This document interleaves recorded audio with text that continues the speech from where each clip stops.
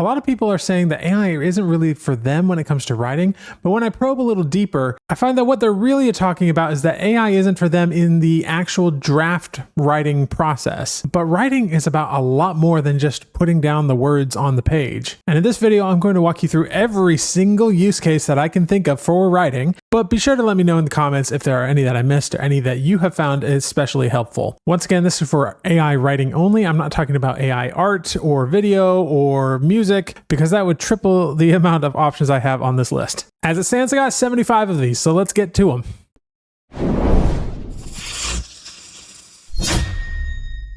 All right, the first 15 of these I've got under the broad category of pre-writing. First, you can use AI for idea suggestion. This is probably the most common use of AI, is using it to brainstorm. But number two, you can actually have it give you ideas with writing prompts. Ask it for writing prompts, and then you can take those prompts to practice your craft. Number three is character selections, and you can brainstorm different characters, character ideas, character archetypes, so that you can make sure you have all of the important archetypes for the particular story you're trying to tell. All of that's possible with AI. Number four, I also like to use it for character profile creation. So you can get a huge template for a character profile that includes everything from the color of their eyes to the traumatic background story that they have to their personality type. All you have to do is feed that profile into the AI along with a few details that you already know about the character, and voila, it will spit out an entire character profile that's usually pretty detailed and pretty, like, I don't need to change much about it. Number five, you can use it for plot/outline suggestions. So if you're stuck on what should happen next in your story, you can get the AI to brainstorm that for you. And it can be based on a template that you already have, or on an existing template like Save the Cat, or you can even just ask it for several options on what should happen in the next chapter. All of those I found to be extremely helpful. Number six, to go along with your plotting, you want to make sure you have subplots inside of your story. And understanding what those subplots should be can be very difficult. So AI can definitely help you track the number of subplots in your novel and map out the steps that you need for each of those subplots so you can weave them into your story as needed. Number seven is theme identification. Every good story needs to have a theme. While there are certainly stories out there that don't have themes, all of the ones that persist and stand the test of time, as well as most of the ones that are extremely popular, all of them have a theme of some kind that is manifested at the beginning of your story and kind of is tied very specifically to your character's arc. So identifying what that theme should be and how it should affect your character is an important part of the whole story.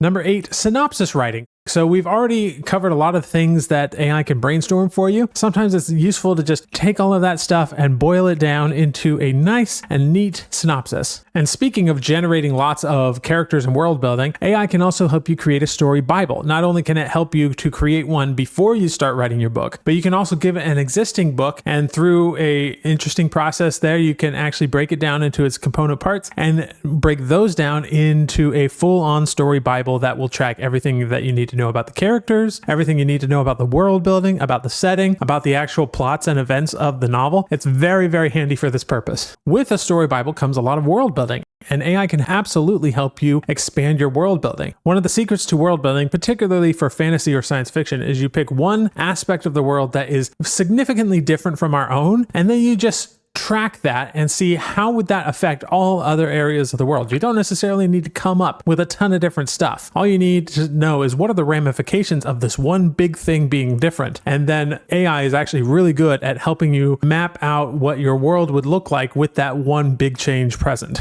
Number 11, if you are interested in going into traditional publishing, AI can help you write your query letter. All you have to do is give it maybe a template for a good query letter as well as information about your book, and it can write it for you. Don't forget to actually go through and read it carefully. Make sure everything is up to your standards. Make sure the writing is actually good and quality, because these editors probably get lots of AI written queries all the time. And so you want to make sure that yours actually does stand out. But it can help you with that initial first draft. Number 12 is mind mapping. AI, and particularly a lot of the chatbots out there, can actually create a sort of mind map of different conceptual ideas from your book. So that can be really useful for those of you who are more visually oriented. Number 13 is fight scene choreography. This is one of my personal favorites that I use it for quite a lot. I get to a fight scene and I don't necessarily want to map out every, blow by blow action that happens. And it's something that I know AI is pretty good at. So I just give it a little bit of initial instruction. Say we have a fight scene between these two characters. Here are like 3 things I want to make sure happen. Here's how it ends. And then it can coordinate the fight scene. And then I can just follow that outline that it gave me.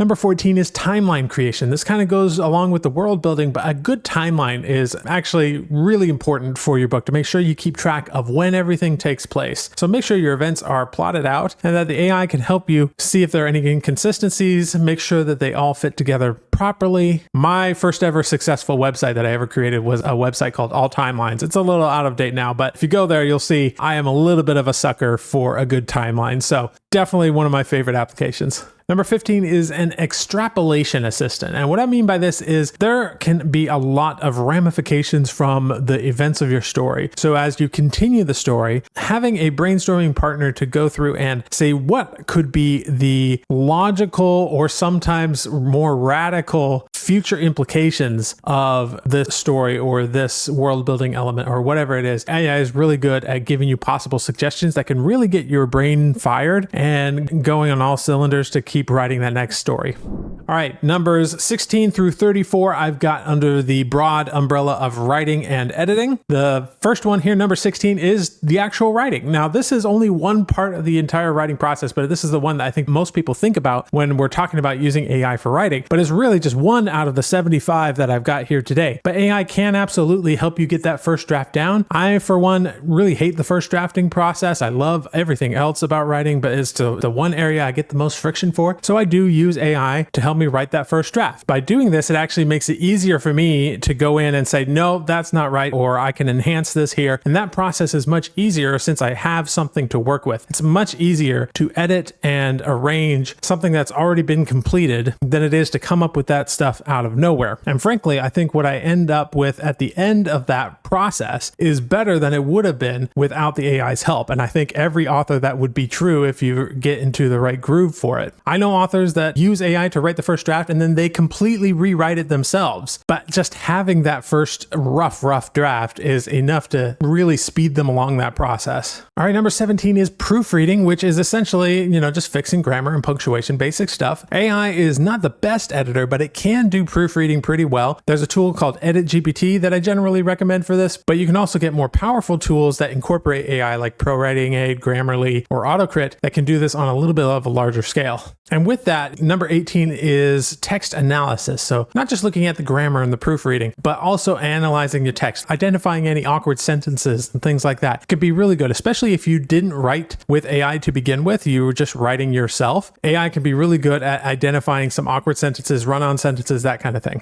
Number 19 is extra descriptions / show don't tell. Now, admittedly, AI is not the best at writing with a show don't tell mindset, but it can be good at identifying areas where you need to show more than tell. And it's also good. I know a lot of authors who will put their manuscript that's kind of like just a basic manuscript with maybe some dialogue and a little bit of description, but it's not meant to be a fully fleshed out thing. And they'll give that skeleton of a draft to the AI and ask it to write out the full thing. So add in the descriptions, add in some of those character moments. And that can actually be one of the more effective ways to write with AI because it still maintains your voice and your creative vision, but just adds in a little bit of those extras that are not as fun to write, but can actually be really important and really helpful. Number 20 is dialogue improvements. Now, admittedly, this one can depend on which model you're using because some models are really bad at dialogue. But if you want, you can ask for feedback on your dialogue. This is especially true if you're a screenwriter or something like that. Ask for feedback on the dialogue and see if it gives you any alternate suggestions that you like better than what you've got. Number 21 is autocomplete. So imagine you just don't know what should happen next. You just want to see where it could go. And so you just ask the AI to continue. Most of the AI writing tools out there have some sort of just autocomplete function where it'll just write the next couple of sentences for you. And if it's good, then it's good. If not, you can usually get an idea from that autocomplete if it's correct or if it's not. And if it's not, you can easily figure out what it should be. Number 22 is poetry. I know a lot of people really struggle with poetry. If you have poems inside of your books or if you're writing poetry, having the AI to get you that 50% of the way so you can then enhance it and take it the next little way or have it analyze what you've written and find a better way to write something. I often, when I'm writing a poem, will get stuck on a certain line. So getting suggestions for like, here's what I've got so far. What should this next line be? It's really good at that sort of thing. Number 23 is AI is essentially a giant thesaurus. I used to use thesauruses all the time. but now I pretty much go exclusively to AI to find different ways of thinking about words. I also use this for things like buying a domain name. Sometimes it's hard to find a domain name that's available, and so getting AI to brainstorm different alternate ideas that I like is a great way for that. That's not necessarily something you're going to run into all the time, but every author does need a good website, and so having a AI assistant in the thesaurus department to help with that is really helpful. Number 24 is unique styles. So AI can imitate different unique styles. Now you want to make sure that you're not leaning too heavily on the styles of other people, but you could take a bunch of text and say, this text is a little bit too humorous. I want to make it a little darker, a little scarier, or vice versa, right? And it can usually do a good job of lightening the mood, darkening the mood, whatever you need to do to kind of change that mood. Additionally, this can be really useful for characters. If you have a character that speaks a certain way, speaks very differently, often when you're writing this text yourself, it'll all sound like you. That's a normal thing. So if you give it some dialogue and say, hey, I want you to change this person's dialogue to sound more like XYZ, and it can do that for you, and it usually does a good job. It's still using your foundational dialogue, but just tweaking it in such a way so it sounds more unique. Number 25 is adapting to a screenplay. So if you have a book that you want to adapt it into a screenplay, the first step I would say is to just get it into that screenplay format. Now, of course, there are structural things that you want to be considerate about, but sometimes just having a first draft, again, that's basically a scene for scene adaptation of your book, can be a good place to start. And then you can go through and start modifying it and making it better for the screen specifically. Additionally, AI can help you with suggestions on what would make it a better screenplay. Number 26 is the exact opposite, where you take a screenplay and adapt it to a novel. I know I get a lot of questions about this, but it's a simple matter of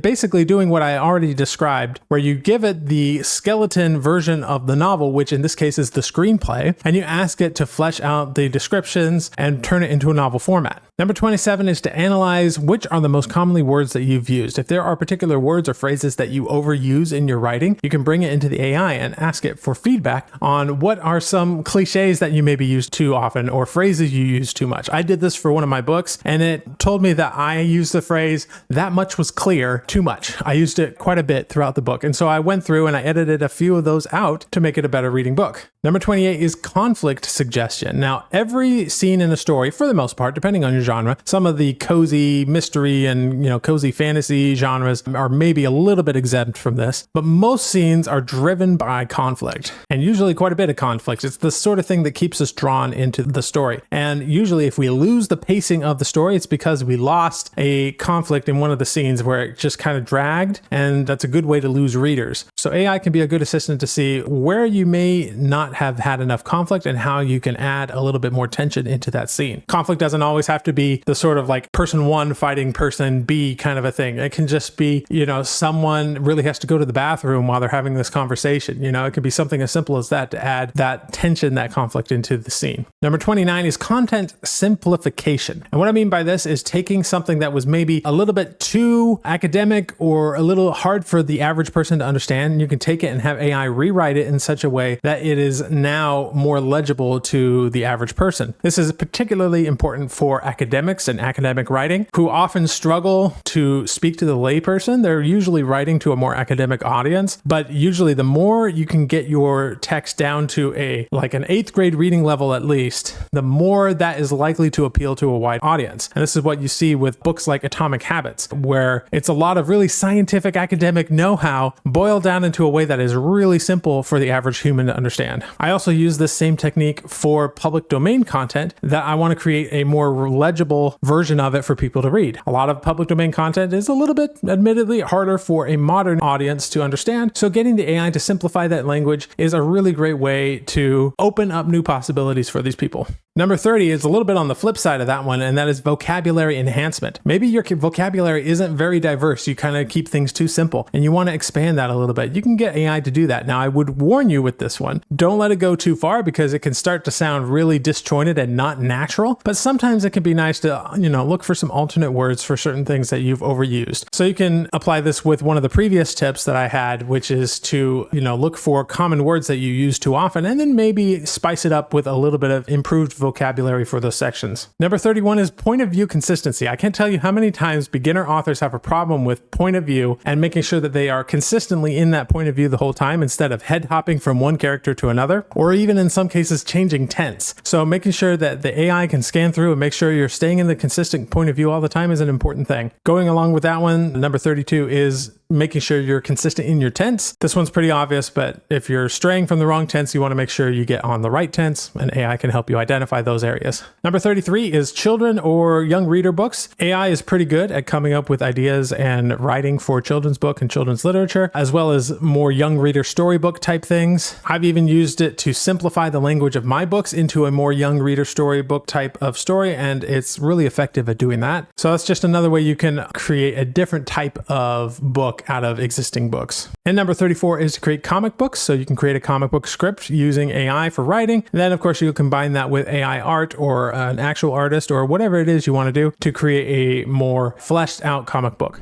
Now, if there's something here that's been useful to you so far, I would invite you to check out my VIP Storyhacker Gold group. I just finished, as I'm recording this, migrating everyone over to School, which is an amazing platform that increases engagement. It's just a great place to be. You get all my courses, all my books for free when you enter. You also get more in-depth instruction and access to me, as well as some other people. I've recently hired a developmental editor, as well as an AI art specialist to come in and make sure that you're well instructed in those areas, that you understand the good principles of storytelling, as well as good principles of art and graphic design. So all of that can feed your author career. So if you're interested in that, go check it out. I'll have a link down below, and I'll hopefully see you there. All right, the next 20 of these from 35 to 55 are all under the umbrella of marketing for authors. So number 35 is audience identification. You want to make sure that you identify the right audience so that you can speak to them and understand them appropriately, and AI can really help you understand that audience. Number 36 is title ideas. If you're looking for a title for your book, or even for something simpler like a social media post, a YouTube video, whatever, AI is really good at helping you brainstorm those things. Number 37 is a description generator. This is actually one of the best things that AI can do for you in terms of marketing, is give you a good book description. My favorite way to do this is to pull in an existing book description or three from the genre that I want to target, and then I have the AI look at those, analyze them, and create a template from which to then write my book description from. So it'll match the genre appropriately, but still be about my book. It'll still have those really good elements of copywriting. Number 38 is audience profile interaction. This is something I like to do sometimes, where I will actually create essentially a kind of AI bot that will act as if it is my ideal audience member. And then I can just ask them questions like, would you be interested in this? Would this appeal to you? And sometimes I get little nuggets of insight from that experience. Number 39 is keyword ideas. Now, it's not possible for AI to really validate a good keyword and see if it's actually a good keyword, meaning that it's a high volume of people searching for it, but not a lot of competition. It can't validate that. You need a tool like Publisher Rocket, which I have a link to down below, or one of the competitors to Publisher Rocket, to validate and see, is this actually a good keyword? However, sometimes it's difficult to just come up with keyword ideas. And so going through AI and asking for a list of keyword ideas, which you can then plug into Publisher Rocket, is a really good way to test those keyword ideas before you put them into your Amazon KDP dashboard. Number 40 is email headlines / the actual email text. Email is one of those things that authors really have a hard time with. I'm not entirely sure why, because it's all writing, right? But it's a very different type of writing. And so once again, you can use AI to write those things out for you, or at least write the first draft so you can then validate it, make sure it's all good to go before you send those emails. I like to also create a library of email headlines that I like. If I see a good email headline that really jumps out and grabs me, I will pull that out and store it somewhere so that I can then take all of that library that I've collected over time and give it to the AI and say, hey, I want to write an email headline about XYZ. Use these templates to give me some ideas. The same goes for number 41, which is ad headlines. I also make sure to screenshot ads that I really like, that really speak to me, because those are the kind of things that I can then plug into the AI and say, hey, make an ad headline like this, but for my product. One of the best things you can learn as an author is how to do a good hook, because a good hook is not just good for advertising or book descriptions. It's actually important for the actual text of the book itself. Number 42 is social media posts. Of course, this one's pretty self-explanatory. Just use AI to create a series of social media posts for whatever platform it is that you're using. Number 43 is hashtag generation, which is another one that, you might want to get a little validation from a tool that can say, is this a good hashtag or not? But regardless, sometimes it's difficult to come up with all the right hashtags. So make sure you get those hashtags, put them into your social media posts as needed, and that can be really helpful. Number 44 is coming up with a book launch plan. Every book launch usually has a plan of steps, different maybe book promotions that you need to look for, social media posts you need to schedule out, whatever it is, ad budgets that you need to increase. So having AI to sort of schedule that for you and help you out can be a really good time saver and a mind saver as well. Number 45 is to create your author bio. So just give it a couple of interesting details about yourself and ask it to write a bio for you. And you can specify the length and everything as well. That can be a really useful tool as well. Sometimes it's difficult to write all of those little snippets of text that you need everywhere. You're just like, what do I put for this? AI can definitely simplify that process for you. Number 46 is blog post generation. I've talked a little bit about this before, coming up with SEO articles using AI. It's a little bit more of a complex process than you might think, but it is totally doable and you can create some pretty decent readable text just in a single prompt as long as you have everything you need in that prompt. And SEO, I think, can actually be a untapped marketing avenue for a lot of authors because for every fiction genre, there are a handful of related nonfiction topics that you can easily talk about. For instance, if you're in fantasy, you could talk about swords or medieval history or whatever. If you're into romance, you could talk about dating advice. There's lots of different things that you could go into that would appeal to the same audience of people who like to read that type of fiction. And so having a way to write SEO articles quickly and easily that appeal to those people can be a really useful tool. Number 47 is recipes. Now, please make sure you validate the recipes and make sure they're not going to poison anybody, but AI can be a great way to add recipes to your stories. Let's say you've got a particular recipe that someone makes inside of the book, or you want to create recipes that are inspired by your book. Even if you're not making a recipe book per se, you can still make these recipes and give them away to your readers. And I think that could be a really fun way to get readers engaged in a way that you couldn't necessarily do before the advent of AI, at least not do it very effectively. Number 48 is to generate audio and video promotional scripts. So you might have some audio and video scripts that you need to perform for YouTube or social media. AI can definitely help you in that process. Number 49 is meme generation. Now, AI art can't necessarily generate an exact meme, but it can give you meme ideas that you can then take into a meme generator and create those memes, which can be a great way to interact with your fans. Number 50 is merchandise ideas. So you can give the AI an idea of what your product is about, and they can give you merchandise idea, t-shirt ideas. What should the words be on the t-shirt or on stickers or all of that stuff? It can give you a whole bunch of ideas that you can then take to other tools to generate that merchandise. Number 51 is outreach emails. So these are emails that you might send out to specific influencers or book reviewers to get their take on your book. It can just be a good way to, simplify that whole process and create a more professional letter. Once again, make sure you read through the letter, make sure it sounds natural and in your voice, but this can just be a good way of getting past that blank page syndrome. Number 51 is press releases. AI can help you write a press release for your book. Number 53 is title or subtitle optimization. So you might ask for feedback or improvement on your title of your book, the subtitle, or the title or subtitle of anything that you put out there, whether it's social media or not. Number 54 is web copy. So copywriting is one of those things that's been severely disrupted by AI. It's usually still not a very good copywriter unless you give it the right templates. But if you can give it some good copywriting templates to help sell your book on your website, that can be a great way to get that copywriting that you need, all of the text that you need for your website. Number 55 is to create a marketing or branding strategy where you can actually just map out all of the things that you want to accomplish and how you want your brand to stand out. And then AI can give you steps and different tools and resources that you could then utilize to achieve those goals. All right, this next section I categorized just under learning as a whole, and this will take ideas 56 through 64. Number 56 is a genre explorer. So actually AI has become my number one favorite tool to research a genre. You can find all kinds of things that are important to that genre, the kind of reader that would enjoy that genre, all kinds of things. Going along with that is number 57, which is trope identification. Every good genre, especially the sub-genres, have specific tropes. And if you miss most of these tropes, that book will not appeal to the right audience. So you want to make sure you have at least a handful of those tropes in there so that people will be comfortable and familiar with the genre. And AI, once again, is a fantastic brainstorming resource to find and research all of the different tropes associated with these genres. Along with that is number 58. As a research assistant, you have tons of things that you have to research as an author of a book. My favorite tool for this is actually Perplexity, which I now use more than Google for research purposes, especially for informational queries and things like that.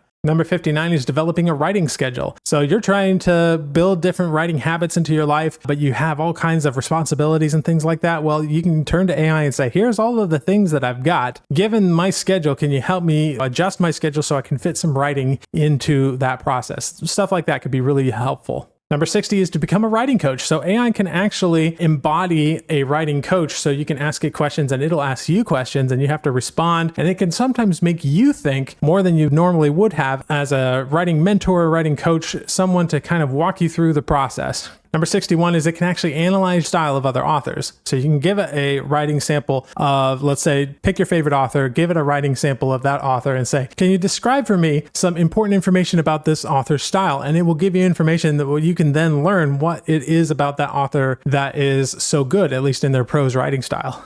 And number 62, you can do the same for yourself. You can have it analyze your own style and look at what you might be good at, what you might need to improve, and that can give you really good writing advice for the future as you're working to improve your own style. Number 63 is a review analysis where AI can summarize reviews of your books. This is really helpful if you don't really want to look at all of the reviews for your books, because that can be a very difficult thing for some authors, but sometimes it's useful to go through the reviews and identify trends. Now, interestingly enough, Amazon already does this with a lot of its products, but sometimes it's not quite working, or you don't have enough of a review basis on Amazon to get that valuable feedback. But you might have, comments from other beta readers and things like that. So you take all of those comments down into one document, and then you ask the AI to analyze that document and look for trends. Are any of the reviews that you're getting or the beta feedback or any of that, is it saying things that are consistent? And if you're getting multiple people saying the same thing, that might be a good indicator that that's something that you can work on for the future. And AI is really good at summarizing and analyzing for trends like that.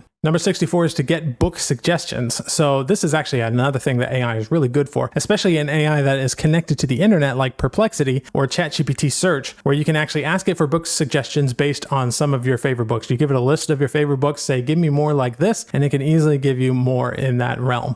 All right, the last 11 of these ideas I just kind of put in a miscellaneous category, but all of these are really helpful for authors as well. Number 65, bibliography creation. I know most of us that were in college, like before the rise of AI, have really struggled with putting together bibliographies for every paper we had to do. It was just one of those tasks that shouldn't be too hard, but ended up being like half the time it took to spend on that paper was spent on properly citing everything. Well, AI is really good at creating all of those bibliography entries and making sure everything is properly cited. You can also just give it existing citations and ask it to change the citation style. That's pretty easy to do as well. Keep in mind that you do have to have the accurate information available for the AI to do that. It's not just going to be able to know the publication date and the date that you accessed a website, all of that. You still need to give it that information. Perhaps you could create an AI that asks you for that information and won't give you the bibliography until you give it. But regardless, it saves you a ton of time. Number 66 is footnote creation. So having an AI that can easily help you navigate different footnotes and things for your book, whether that's a nonfiction book or not, can be a really helpful tool.